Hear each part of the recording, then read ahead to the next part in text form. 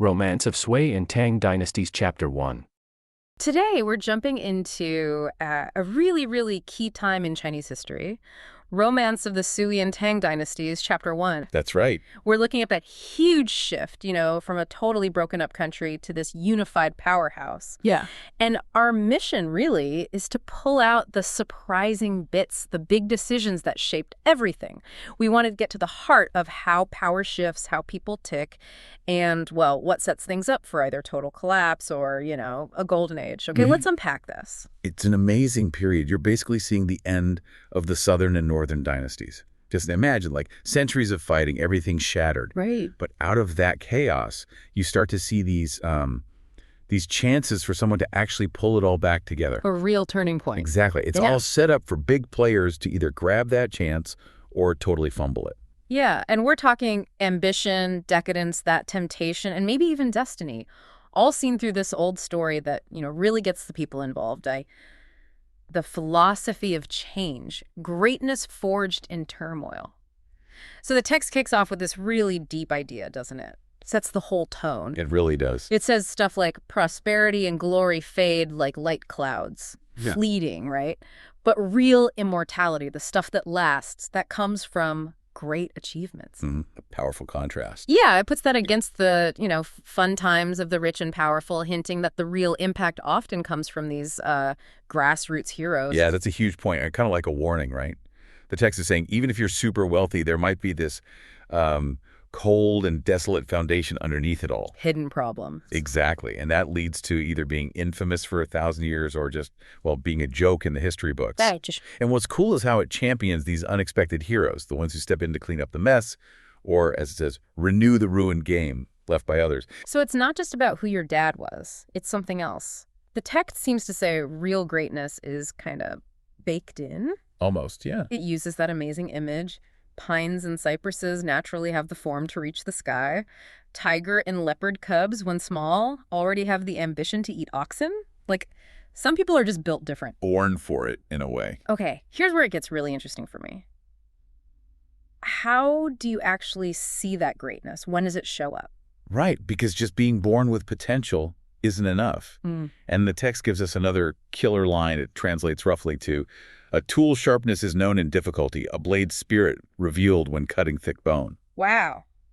So under pressure. Exactly. That potential, that innate quality you mentioned, it doesn't really mean anything until it's tested, like really tested, when things get tough. That's when you see who someone really is. Precisely. And that idea, that philosophy, is the perfect lens for looking at the people we're about to meet, the ones who rise to the challenge and the ones who, don't, too. A divided land. The stage for transformation. Okay, so before we get to the big names, let's quickly paint the picture. What did China look like right before the Sui dynasty? It's a mess, right? Oh, completely fragmented. It all started with this event called the Five Horses Crossing the Yangs. Basically, the old Western Jin dynasty collapsed. The court fled south, set up a new capital. And that split the country. Totally. North and south, southern and northern dynasty. Okay, so the south. You had a string of dynasties there. Lusong, Southern Qi, Liang, Chen. But the text kind of dismisses them as weak, just sort of peaceful on the South Bank. Complacent. Pretty much. They claimed legitimacy, like they were the true heirs of the old empire. But mostly they were busy with internal squabbles and honestly focused more on culture and refinement than, say, strong government or military. Yeah. They got kind of soft. Okay, and the north. Sounds like the opposite. Yeah, the north was just chaotic. It was overrun by various non-Han groups, the five barbarian tribes, Yangnu, Xianbei, people like that. They set up their own kingdoms. Constant fight. For a long time, yeah. Lots of conflict, shifting powers. Eventually it boiled down to Eastern and Western Wei. Then those turned into Northern Qi and Northern Zhou. Okay, getting complicated. A little, but the key thing to remember is Northern Zhou. They're the ones who finally managed to unify the north. Ah, so they set the stage. Exactly. Now you've got a unified north looking at a divided, maybe weaker south. The clash is coming. A 3, the dragon ascendant, Yangjing, and the rise of Sui. And out of that unified north comes Yangjing, the guy who starts the Sui dynasty. Emperor Wen. What's his story? Where'd he come from? Any, weird signs about him? Well, he was from Hongyang. And get this, he's supposedly the 8th generation descendant of a famous Han dynasty marshal, Yang Zhen. So A good lineage. Okay, respectable family. Definitely. And his father, Yang Zong, was a big deal general for Yuan Tai, the real power behind one of those northern states, Western Wei. Yang Zong actually earned the title Duke of Sui for his service. So the name Sui came from his dad. But what about Yang Jian himself, the birth stories? Oh, they're wild. Really out there. His mom, Lady Lu, supposedly dreamt of a blue dragon squatting in her belly. Whoa. Okay. And when he was born, supposedly he had eyes like morning stars, and even crazier, markings on his hands that clearly spelled out the character for king. No kidding. Like, naturally. That's the story. Yeah. But pretty direct signs, right? Yeah. Basically screaming this guy's going to be emperor. Yeah, not exactly subtle. And it keeps going. There's this old nun who sees him as a baby and immediately says he's destined for immeasurable nobility. She insists he has to be raised away from his parents, like, specially. Wow. Then there's this crazy incident where a neighbor is watching him, sees him with dual horns on his head and scales all over his body like a dragon, gets freaked out and drops him. Oh my God. Did it hurt him? Apparently not, but the nun comes back and is furious, saying, "You startled my son. You just delayed him becoming emperor by a few years." Unbelievable. So the message is, this guy is destiny. He's that tiger cub wanting to eat oxen we talked about earlier. Exactly. The story totally frames him that way. But, destiny aside, he was also smart. Right, not just relying on dragon scale. No, he was a sharp political player. He knew how to work the system. He married his daughter to the crown prince of Northern Zhou. Smart move. Secures his position. Crucial move, especially because the current emperor, Emperor Wu, was apparently getting suspicious of him. Saw his heroic appearance, maybe felt threatened by his talent. Okay, so he's playing the long game. Definitely. And then Emperor Wu dies. The new emperor, Emperor Xuan, is young, apparently weak, travels a lot. Opportunity knocks. And Yang Jian answers. He uses his influence, his position, the emperor's weakness, and eventually he just takes over. He usurps the throne, declares the Sui dynasty, starts the Guang era. Wow. Quick work. It really shows how he grabbed the moment, right? Ambition, yes, but also careful planning and capitalizing on the situation. He was that sharp tool, tested in difficulty, and he came out on top. Poor. The Emperor of Indulgence, Chen Shubao, and the fall of Chen. Okay, let's shift gears completely. Down south, the contrast. Chen Emperor Shubao. The text says he was actually intelligent and gifted at first. Yeah, which makes his story even sadder, It wasn't like he was stupid. So what happened? How did it go so wrong? Well, his upbringing, that whole Southern Dynasties vibe, the text calls it a literary weakness and ornate beauty. Meaning? Meaning he was raised in a culture that valued poetry, art, clever wordplay, fancy parties, much more than, like, running a country or military strategy. So he was smart, but in the wrong way for an emperor. Kind of. Predisposed to pleasure, not governing. He liked writing poems, drinking wine, beautiful things. Not exactly the skills needed to face a unified, ambitious North. He was intellectually soft, easily distracted. And did he have people around him helping him down that path? Oh, absolutely. His buddies from when he was crown prince, guys like Kong Fan and Zhang Zong, the text says they had some talent but lacked integrity. The worst kind of advisors. Totally. They knew how to flatter him, encourage his hobbies. Instead of saying, "Hey, boss, maybe focus on the army," they were like, "Great poem, let's have another drink." They just enabled him. Exactly. Really? And it became the whole point of his rule. The text has this amazing line, "Poetry as a friend of wine, wine as a matchmaker for lust." Wow. That was literally their guiding principle. Seems like it. State affairs, totally neglected. He promotes these guys. Zhang Zong becomes prime minister. They just spent all day having parties, writing poems, chasing women. And then there was Zhang Lihua. She sounds fascinating. Hair 6 feet long, shining like a mirror. Yeah, described as incredibly beautiful, graceful, intelligent too. But here's the kicker. She apparently was willing to recommend other concubines to the emperor. Seriously. So she helped build his harem. That's the story. Yeah. Which, to just distract it even more, she became the central figure in the court's decadence, maybe a symbol of it. So what did the court actually look like? How bad was it? It sounds completely wild. The emperor would literally be discussing state papers with Zhang Lihua sitting on his lap asking her opinion. You're kidding. Nope. Meanwhile, you've got eunuchs and these powerful ministers like Kong Fan, who is also related to one of the emperor's consorts, by the way, just running wild, corruption everywhere. So they were the real power. Pretty much. Yeah. The text even says only Kong and Zhang were known, not the Chen emperor. He'd become irrelevant in his own government, lost in pleasure. That cold and desolate foundation was rotting everything from within. And the money for all this partying, where did it come from? From the people, of course. Corrupt officials like Shi Wenqing, Shen Qiqing, others, they squeezed the population dry to build these unbelievably extravagant pavilions. Linchen, Jiki, Wangxian. How extravagant are we talking? Huge. The text says dozens of zang high. A zang is like 10 feet, so massive buildings, made of precious sandalwood, inlaid with gold, jade, pearls, pearl curtains, treasure beds. Just unbelievable. And gardens to match. Artificial mountains meant to look like the mythical Penglai Isle, water features, rare plants. It was fantasy land built on exploitation. While the country crumbled. Exactly. Daily feasts, poetry contests constantly, thousands of palace women singing all night. They literally burned oil through the night for these endless parties. It's disgusting, really. The text doesn't hold back. It says, tens of millions spent for momentary pleasure. Cups float with the fat of the people. Banquets arranged with the flesh of the commoners. Chilling. And then the final verdict. Palace rejoiced, villages withered. It starkly shows you the cost, right? What happens when leaders prioritize their own short-term pleasure over everything else? It's ruinous. The inevitable clash. Diligence versus decadence. So the picture couldn't be clearer. You've got the Sui up north, led by Yang Jian, ambitious, capable, focused on unification. Disciplined, diligent. And then the Chen down south, just drowning in poetry, wine, and corruption under Chen Shuo. Yeah, completely lost in indulgence. It feels like the outcome of the clash is almost inevitable just looking at these two sides. So the Sui emperor decides, right, it's time to conquer the Chen dynasty down south. It's a huge decision. Massive undertaking. Huge political implications. Massive resources needed. But then the person who steps up to lead this isn't necessarily the most obvious choice. It's the Prince of Jin, Yang Guang. Why was he so keen? He was the emperor's second son, right? Exactly. Yeah. And that's the key. His official reason. Oh, the Chen emperor Chen Shubao was incompetent, without the way, oppressing his people, so it would be an easy win if they acted fast. Standard justification. But you're saying there's more to it? Oh, absolutely. Beneath that layer, it was pure personal ambition. He was the second son, competing directly with his older brother, Crown Prince Yang. Leading this invasion wasn't just duty. It was a strategic move. The calculated masterstroke, really. A way to gain undeniable merit, control a massive army, and basically make a power play for the throne against his own brother.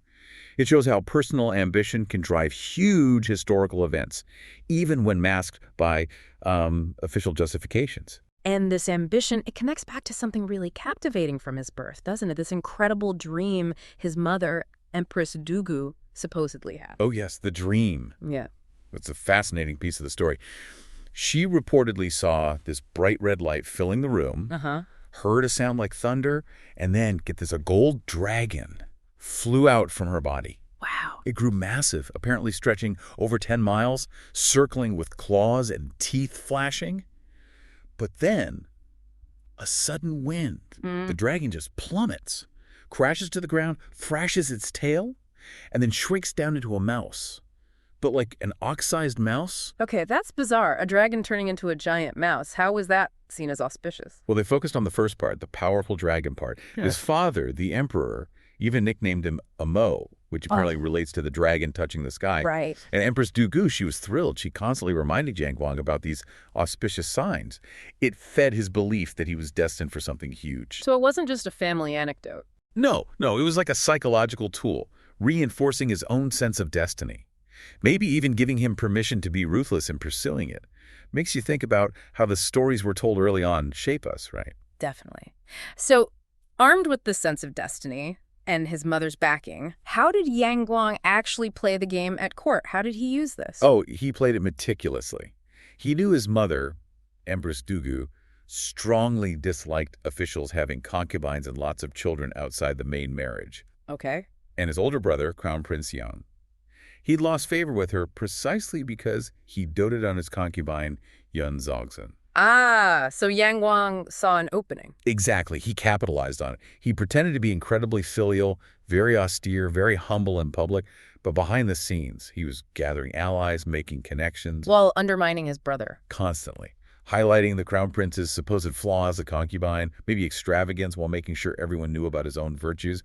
Requesting to lead the invasion was just genius. politically speaking. How so? It gave him undeniable military glory, control over this vast army, his own power base, and positioned him perfectly to challenge his brother. It was ruthless, but incredibly effective strategy. And it worked. He got the command. The emperor, even though he was known to be suspicious, put his second son in charge of this massive campaign. What kind of force are we talking about here? The scale sounds just mind-boggling. It really was staggering, especially for the time. The sources talk about a combined force of 600,000 soldiers. 600,000. And 90 generals. Their flags, their boats, described as stretching for thousands of miles. Yeah. From the eastern coast all the way inland to Sichuan. Think about the logistics. It wasn't just an army. It was like a whole nation on the move. Wow. And who were the key commanders under him? It can't just be about numbers. The leadership must have been top-notch, too. Absolutely. Yang Guang was the supreme commander, sure, but he had some serious talent working for him. Yeah. Gao Jing was his chief clerk, basically his chief of staff, renowned as a brilliant strategist. And then you had the guys leading the charge, the vanguard generals. Figures like Han Qinghu and He Ruobi. What were they known for? The sources are pretty vivid. They're described almost as demons who don't blink when killing, known for their absolute ferocity and skill in battle. These weren't just average soldiers. Sounds like it. Legendary figures. Even future emperors, like Li Yuan, who would eventually found the Tang Dynasty, was part of this campaign as a marshal's aide. It was a concentration of military power and talent. So it really begs the question, with this overwhelming disciplined force led by capable, even fearsome commanders all under Yang Guang, how could Chen possibly hope to resist? That's exactly it, which makes what was happening, or rather not happening in the Chen court, so completely baffling and ultimately tragic. Right. So while the Sui are assembling this juggernaut on their doorstep, what's the scene in Zhangkang, the Chen capital? Surely there's frantic preparation, panic even. You'd think so, wouldn't you? But it's the complete opposite. This is where the story just takes this sharp, stark turn towards, well, complacency doesn't even cover it. What do you mean? Urgent reports were flooding in from the border generals, describing the Sui buildup, the scale of it.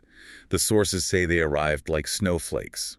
Constant warnings. Okay, so the information was there. It was there, but it got blocked. Systematically suppressed by powerful ministers around the emperor, guys like Shi Wenkang and Shen Qikang. They didn't want to upset the emperor.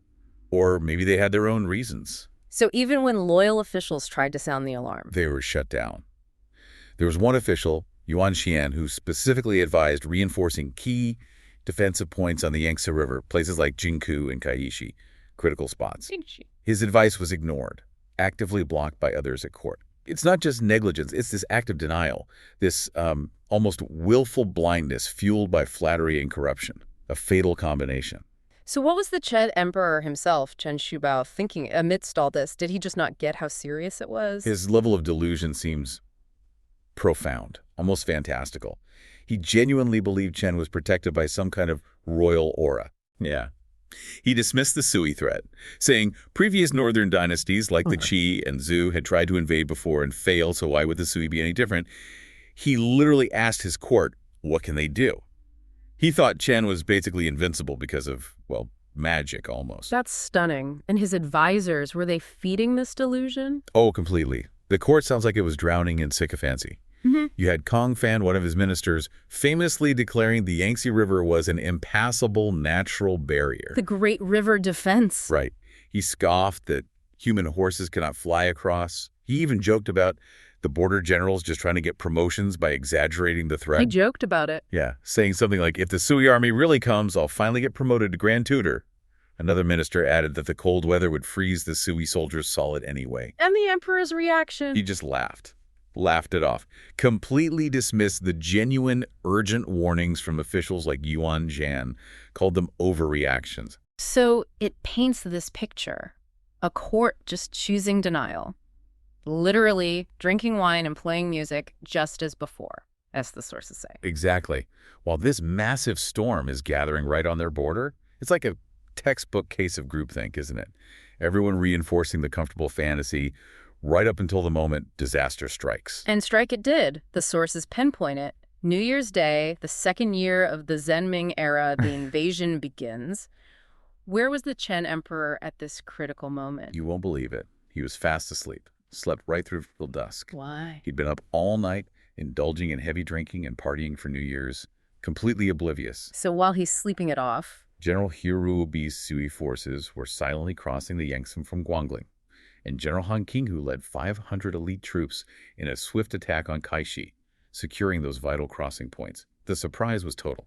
Devastating. what was the immediate Chen response? Did anyone even try to mount a defense when they realized what was happening? It was just chaos. There was one general, Xu Zijin, who tried to rally his troops. But it was New Year's Day. They were all drunk, too. The source says, not one able to wield a spear or club. He basically had to abandon them and flee alone to the palace to sound the alarm. And when he gets there, finds the emperor. He finds the emperor still drunk from the night before. And incredibly, Chen Shubao just waved him off, saying they'd discuss it tomorrow. Tomorrow, the enemy is crossing the river. That's just a complete failure of leadership.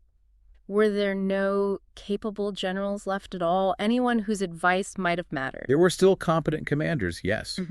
But their advice was fatally ignored.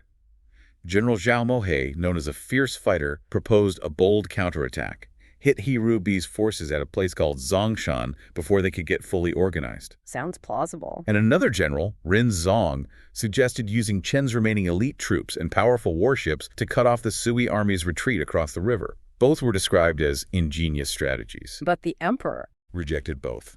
Wouldn't listen. So when the main battle happened a few days later, on the 8th day, it was a disaster. Only one general, Lu Guanda, seemed to have put up a real fight, reportedly killing hundreds of Sui soldiers before being overwhelmed. What about the others? Kong Fan's troops, the guy who joked about getting promoted, they apparently fled almost immediately.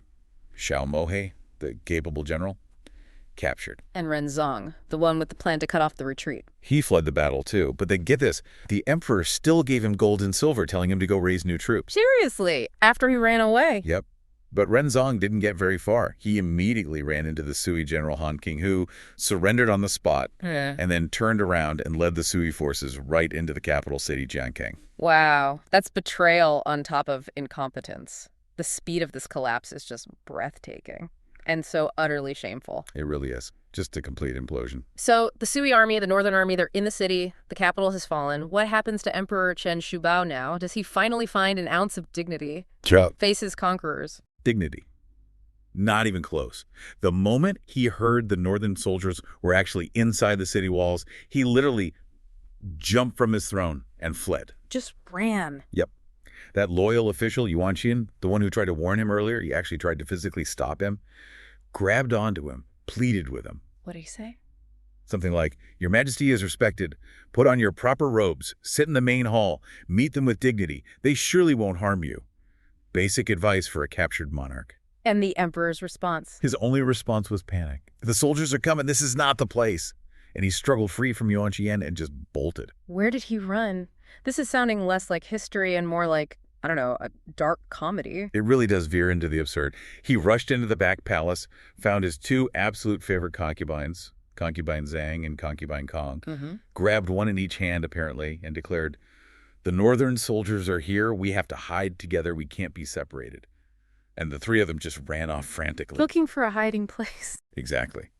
Eventually, they reached a well in the palace grounds, the Jingyang Well. The well. Okay, what happened there? Did they think they could hide down a well? Well, initially, maybe. But then they heard the Sui soldiers getting closer, shouting, searching. The emperor decided it was hopeless. So he gave up. He panicked completely, exclaimed something like, "No, we can't get away. Let's just die together." And he actually tried to throw himself down the well. He tried to commit suicide. Right there, yeah. But a palace attendant, a guy named Xiaohu Gongyan, physically blocked the well opening. Struggled with the emperor for quite a while, apparently. Trying to save him. Or maybe just stop the undignified spectacle. But in the end, all three of them, the emperor, Concubine Zhang, and Concubine Kong, ended up leaping into the well together. Good grief. What a scene. Did they drown? Well, luckily for them, no. It was late winter or early spring. The water level in the well was very low, so they landed, probably bruised and definitely scared, but not seriously wet or injured. So they're just stuck at the bottom of a well. Now what? Now the search begins. The Sui soldiers are sweeping through the palace, looking for valuables, palace women, and crucially, the emperor. Did they find anyone else? Yeah, they found Emperor Shen sitting calmly in the main palace. Found the crown prince hiding locked in a cabinet somewhere. But no Emperor Chen Shubao. Until a palace servant, maybe under pressure, mentioned seeing the emperor running towards that specific well, the Jingyang well. So the soldiers head to the wall. Right. And this leads to that truly unforgettable, completely ignominious final moment. Set the scene. What did the soldiers do? They peered down into this deep, dark well. Couldn't see as much at first, but maybe heard something or saw faint figures, so they lowered grappling hooks. To fish them out? Presumably. But the emperor, down at the bottom, actually managed to dodge the hooks. He didn't want to be caught like that. So what next? The soldiers weren't sure what to do. So they started dropping stones down the well. Maybe to gauge the depth, maybe just to frighten whoever was down there into revealing themselves. And did it work? Oh, it worked all right. As the stones splashed near him, the emperor completely panicked again and yelled up from the bottom of the well. What did he shout? Something like, "Don't hit me. Stop throwing stones. Quickly, throw down a rope and pull me out." Just total desperation. Incredible. And did they throw down a rope? They did, a long rope. Mm-hmm. But even then, the emperor, still shouting from the bottom of the well, was giving instructions. Like what? Like, "You'll pull really hard now. I've got gold and treasures. I'll reward you. Just don't drop me." Bargaining from the bottom of a well. So they start pulling. Yeah. Initially, just 2 soldiers tried pulling on the rope. But it was surprisingly heavy. They couldn't budge him. Heavy? Why? Well, they added 2 more soldiers, still struggling. Some of the soldiers started joking, maybe he's an emperor, so his bones are extra heavy. Another one apparently quipped, "Nah, he's just a clumsy oaf." Finally, with a big group heave and a shout, they pulled. And out came. Not one person.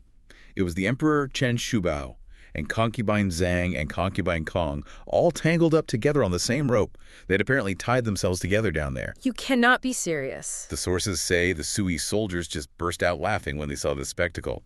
The emperor and his 2 favorite concubines hauled out of a well like a bundle of laundry. That image, it's just, wow. The Sui forces, led by this formidable Prince Jin, Guang, they're sweeping across the Chen dynasty. He's powerful. But what do the sources tell us about him, really? Especially as he's about to take Jiangkang, the Shen capital. Well, the initial public image he put out there was very carefully managed. Right. The sources say he faked righteousness and stayed away from wine and women. So projecting this very austere, disciplined image. Exactly. It was strategic. To reassure people, maybe impress his father, the emperor. He wanted to look like the virtuous conqueror. Okay. But what he actually did the moment his army entered Jiangkang, that tells a very different story, a much more personal story about his real priorities. And this is where it gets really interesting, right? Yeah. The meticulous planning kind of crashes into raw personal desire. The Chen Lord falls pretty quickly, actually. Gets a relatively lenient fate, made a surrendered marquis, essentially. But right then, amidst the military win and the need to, sort out the politics, Prince Jin makes this immediate and, pretty scandalous demand. He does. He sends his messenger, Gao Dehong, straight to Jiangkang. And the instruction is very specific. Nu Qi Shi. Fetch Zhang Lihua. Zhang Lihua. And there was another woman too, right? Kong Guipin. Yes, both renowned for their beauty, but, tragically, labeled by some officials as sources of disaster for the fallen Chen. Why? Why were they seen as such threats? Well, it speaks volumes about the anxieties back then. They were blamed for, sources, Isenki, basically bewitching the ruler, grabbing power, causing chaos. So it wasn't just about beauty, it was about the symbolism. Exactly. A real fear that the new ruler, Prince Jin, could fall into the same traps, make the same mistakes, and destabilize everything they just built. It's kind of a mix of politics and, maybe superstition. And this leads to this incredible confrontation. Gao Dehong goes to get Zhang Lihua, but his own father, Gao Jing, a key general, resists. He does. Gao Jing asks, Dodo Keys, how can the prince make female beauty his first priority now, with everything else that needs doing? A very pointed question. Extremely. And then another figure steps in, Li Yuan, someone who becomes, a huge deal later on. The future founder of the Tang Dynasty. The very same. And he makes this really decisive and frankly brutal intervention. He argues, look, hello. Better to kill them. Cut off Prince Jin's evil thoughts. Wow. Just like that. And he backs it up. He cites a historical precedent. Ta Gu Tai, covering his face to execute Daji. Daji.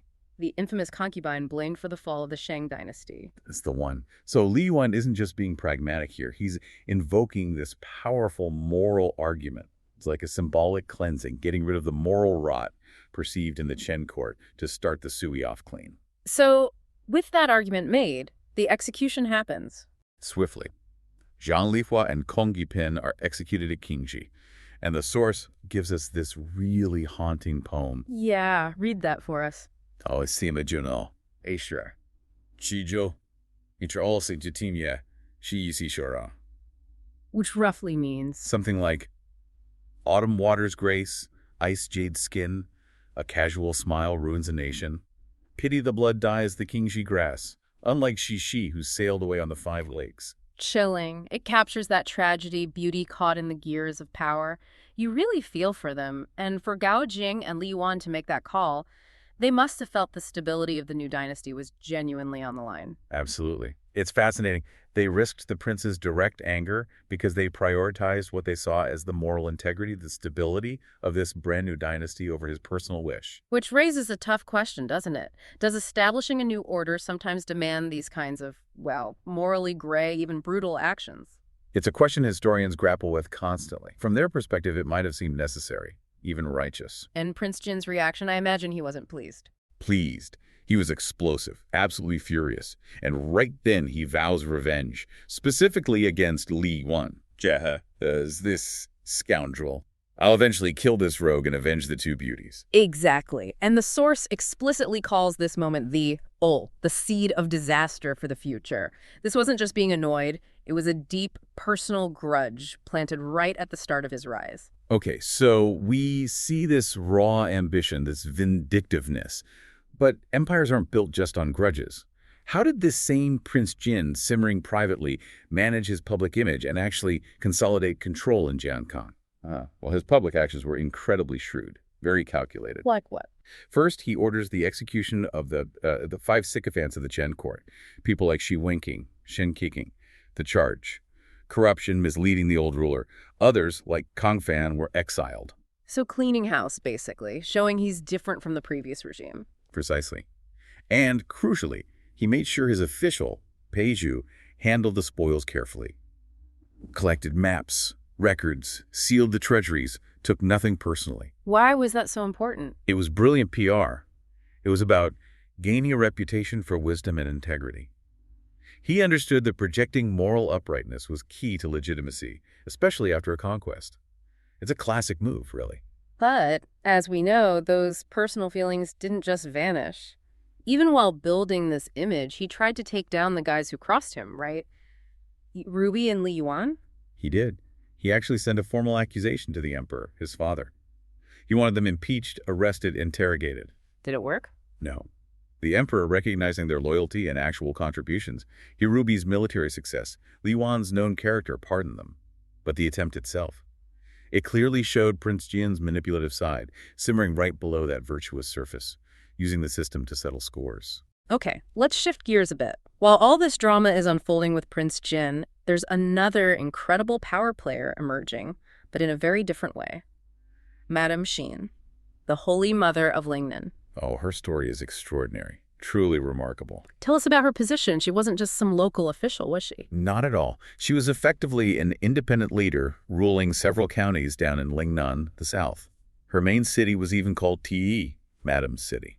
That tells you the kind of authority she held. And she held on to that power even after the Sui conquered the Chen. She did. She maintained this strong, independent stance, a real challenge for the Sui trying to consolidate control down there.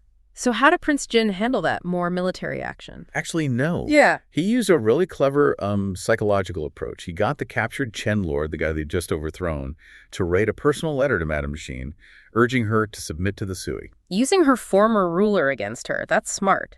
Very smart. And her response was just incredible, so dignified. The source says,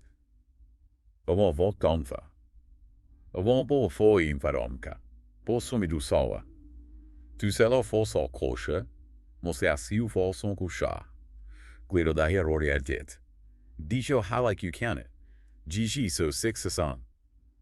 Break that down for us. It means the madam personally put on armor, rode an armored horse, raised a brocade umbrella, led her cavalry guard, carried the imperial edicts as an envoy, proclaimed the court's virtue and intentions, traveled through more than 10 prefectures, and everywhere she went submitted. Wow, she didn't fight. She basically led the submission process herself. On her terms. Imagine the influence. She personally brought, the text says, 30 prefectures, 100 commanderies, 400 counties into the Sui fold, single-handedly. That's astounding. And she was rewarded for this. Oh yes, greatly honored, named and celebrated as Taliaferine, the foremost female general, ancient and modern. What does her story tell us in the bigger picture? It shows strategic submission as a really potent form of power. She preserved her people, kept her influence, negotiated from strength, all without bloodshed. It was a masterclass in soft power, really. So, conquest complete, power consolidating, the victors return to the capital, Chang'an, time for rewards. But, as we've seen, things aren't always fair when personal feelings are involved. Definitely not. Some got major rewards. Yeah. Yang Su became Duke of Yu. He Ruby, despite Prince Jin's earlier plotting, became Duke of Song. Gao Jing, Duke of Qi. Big honors. Reflecting their contributions. Right. But then you have someone like Han Qin-hu. He got nothing. Why? The source says it was foreseen, letting his soldiers loot and defile the Chen Palace. A clear message about discipline. Okay, so merit and conduct mattered, usually. But then we come back to Li Juan. Huge role in the conquest. Stood up to the prince. What did he get? His reward was almost insultingly small. Tijipu, Vice Minister of the Imperial Guard. Paltry. And the reason. The source is blunt. Zoa Kidikuit. Prince Jin was angry with him, didn't credit his achievements, impeached him instead, so his reward was extremely meager. So that grudge from the execution of Zhang Lihua, it directly impacted his career, his reward. Unequivocally. It shows the long shadow of that personal conflict. Even the emperor's awareness of Li Yuan's merit couldn't completely shield him from the prince's lingering resentment, and everyone at court would have noticed. So where does this leave us? Prince Jin's power and reputation are clearly growing. Shenjek. Right. Authority and reputation increasing daily. He's definitely consolidating power, and the source shows his ambition deepening. He starts recruiting Yoron's men known for extraordinary strategies and secret plots. Think advisors, strategists, maybe spies. Building his own power base within the court. Exactly. And he has powerful backers. Empress Dugu, his mother, and the influential courtier Yuan Shu. They saw him as the better bet, perhaps, than the crown prince. And there's another poem associated with this, isn't there? Yes, an ominous one.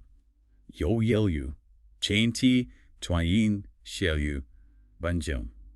He's just counted as like a legendary advisors, 4 sages, helping him gain power, wings complete. A heroic heart won't stay just a minister. And the last lines evoke a famous story of fraternal strife beans crying in the pot while the beanstalk, their brother, fuels the fire. It clearly foreshadows his Duyon ambitions beyond his station, likely aiming for the throne itself. So the personal grudge against Li Yuan mixed with this soaring ambition, it's setting the stage for future conflict. Absolutely. It raises that question. How much did that early, very personal clash over Zhang Liwa, combined with Prince Jin's ruthless drive and powerful allies, ultimately steer the course of the Sui dynasty and seal the fates of people like Li Yuan?